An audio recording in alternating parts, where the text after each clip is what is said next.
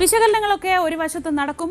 അടുത്തതായി അറിയേണ്ട ചില കാര്യങ്ങൾ അത് പുതിയ മേയർമാർ ആരൊക്കെയായിരിക്കും, പ്രത്യേകിച്ച് തിരുവനന്തപുരത്തെ പുതിയ മേയറെ ആകാംക്ഷയോടെ ഉറ്റുനോക്കുകയാണ് സംസ്ഥാനം. നേതൃത്വത്തിന്റെ തീരുമാനം വി രാജേഷിന് അനുകൂലമാണെന്നാണ് വിവരം. കൊച്ചിയിൽ ദീപ്തി മേരി വർഗീസ് പുതിയ മേയർ ആകുമെന്നാണ് കണക്കുകൂട്ടൽ. കോഴിക്കോടും പുതിയ മേയറെ സംബന്ധിച്ചുള്ള ചർച്ചകൾ സജീവമാണ്. വി അരുണും MS അനീഷ് കുമാറും വിവരങ്ങൾ നൽകും. ആദ്യം അരുണിലേക്ക്. അരുൺ, തിരുവനന്തപുരം രാജ്യം തന്നെ ഉറ്റുനോക്കുകയാണ്. ഇനിയിപ്പോൾ പ്രധാനമന്ത്രിയൊക്കെ വരണ സമയത്ത് ആരായിരിക്കും ആ സ്വീകരിക്കാൻ പോകുന്ന മേയർ എന്നതാണ് പ്രധാനപ്പെട്ട ചോദ്യം. പക്ഷെ അതിനും അപ്പുറത്ത് വലിയൊരു രാഷ്ട്രീയ പോരാട്ടത്തിന് എന്തായാലും ഇനി തിരുവനന്തപുരം നഗരസഭ സാക്ഷ്യം വഹിക്കുമെന്ന കാര്യത്തിൽ സംശയമില്ല. അപ്പോൾ അതിനെ നേരിടാൻ പറ്റുന്ന ഒരു മേയർ വേണം. ആ പേര് വി രാജേഷിൻ്റെത് ആയി ചുരുങ്ങുകയാണോ? അരുൺ, കേൾക്കാമോ?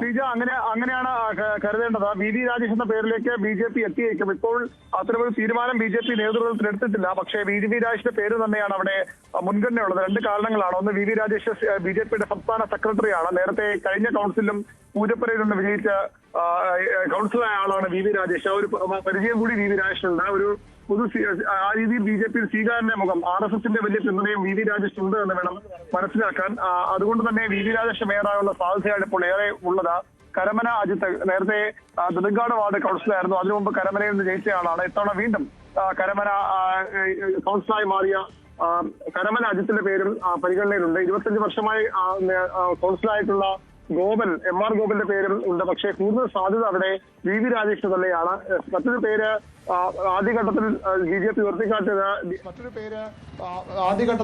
BJP ഉയർത്തിക്കാട്ടിയത് മുൻ DGP ആയ ശ്രീലേഖയുടേതാണ്. ശ്രീലേഖയെ മേയറാക്കണമെന്ന തരത്തിലുള്ള ആവശ്യം അല്ലെങ്കിൽ അത്തരം സൂചനകൾ മന്ത്രി സുരേഷ് ഗോപി അടക്കമുള്ളവരുടെ ഭാഗത്ത് നിന്ന് ഉണ്ടായിരുന്നു.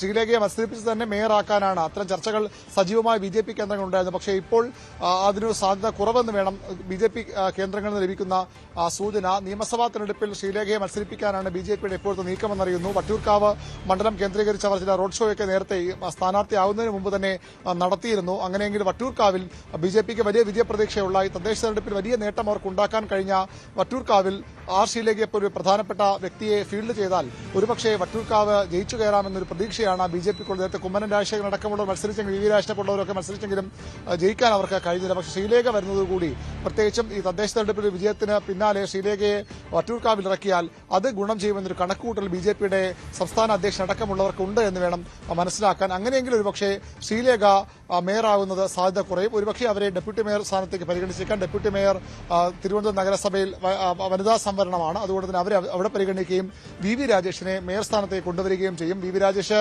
നേരത്തെ BJPയുടെ ജില്ലാ അധ്യക്ഷൻ കൂടിയായിരുന്നു. വളരെ പ്രധാനപ്പെട്ട നേതാവാണ്. അതുകൊണ്ട് തന്നെ അത്തരം ഒരാളെ രാഷ്ട്രീയമായി തന്നെ ശ്രീലേഖ BJP അംഗമാണെങ്കിൽ പോലും ആ രീതിയിൽ സംഘടനയുമായി എത്രത്തോളം ചേർന്ന് പോകുമെന്ന കാര്യത്തിലൊക്കെ നേതാക്കൾക്ക് ആശങ്കയുണ്ട്.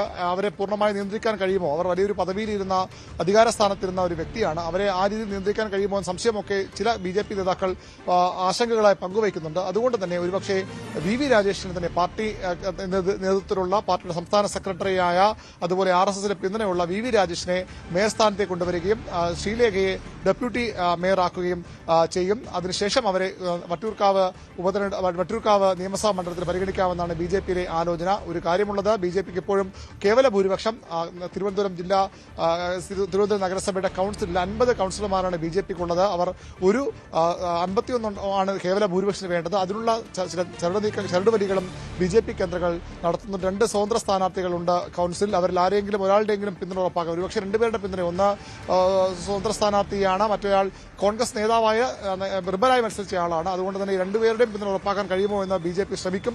അങ്ങനെയില്ലെങ്കിൽ ഒരാളുടെയെങ്കിലും പിന്തുണ ഉറപ്പാക്കിക്കൊണ്ട് 51 എന്ന മാജിക്കൽ ഫിഗർ എത്തിയാൽ വരും കാലങ്ങളിലും ധൈര്യത്തോടുകൂടി ഭരിച്ചു പോകാൻ കഴിയുമെന്നാണ് BJPയുടെ കണക്കുകൾ. അതിന് മറ്റൊരു കാരണം കൂടിയുള്ളത്, ഒരു വാർഡിൽ കൂടി തെരഞ്ഞെടുപ്പ് നടക്കേണ്ടത് അത് വിഴിഞ്ഞമാണ്. വിഴിഞ്ഞം മുല്ലൂർ പ്രദേശമൊക്കെ BJPക്ക് സ്വാധീനമുള്ളതാണെങ്കിൽ പോലും അവിടെ വിജയിച്ചു കയറുക അത്ര എളുപ്പമല്ല എന്ന് BJP കണക്ക് കൂട്ടുന്നു. അങ്ങനെ വന്നാൽ ഈ 2 സ്വതന്ത്രന്മാരുടെ പിന്തുണ ഈ ഘട്ടത്തിൽ ഉറപ്പാക്കിയില്ലെങ്കിൽ 48 ഇടതും CPMനും കോൺഗ്രസിനും കൂടി LDFനും UDFനും കൂടി 48 2 കൌൺസിലർമാർ കൂടിയാകുമ്പോൾ 2 സ്വതന്ത്ര കൌൺസിലർമാരെ ഒപ്പം അവർ നിർത്തിയാൽ 50 വിഴിഞ്ഞത്ത് ജയിച്ചു വന്നാൽ 51 അങ്ങനെ ഒരു ഭീഷണി ഉണ്ടാകും. അത്തരമൊരു രാഷ്ട്രീയ സാഹചര്യം BJP പ്രതീക്ഷിക്കുന്നില്ല. കാരണം LDF UDF ചേർന്ന് BJP ഈ ജനവിധിയെ മാൻഡേറ്റ് മറികടക്കുന്ന തരത്തിലുള്ള നീക്കമുണ്ടായാൽ അത് നിയമസഭാ തെരഞ്ഞെടുപ്പിൽ തിരിച്ചടിയാകുമെന്ന് CPM-നും കോൺഗ്രസിനും വലിയ ആശങ്കയുണ്ട്. ഒരുപടി CPM-ന് മുകളിൽ ആശങ്ക അക്കാര്യത്തിൽ കോൺഗ്രസിനുണ്ട്.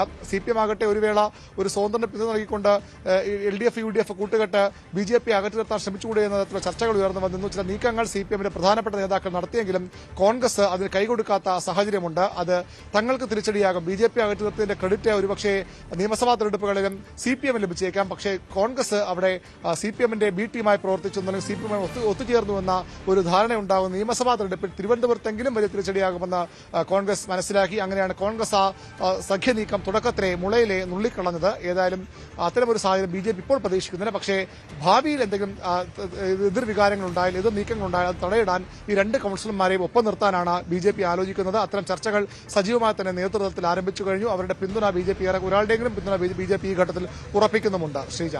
ശരി, BV അരുണാണ് വിവരങ്ങൾ നൽകിയത്.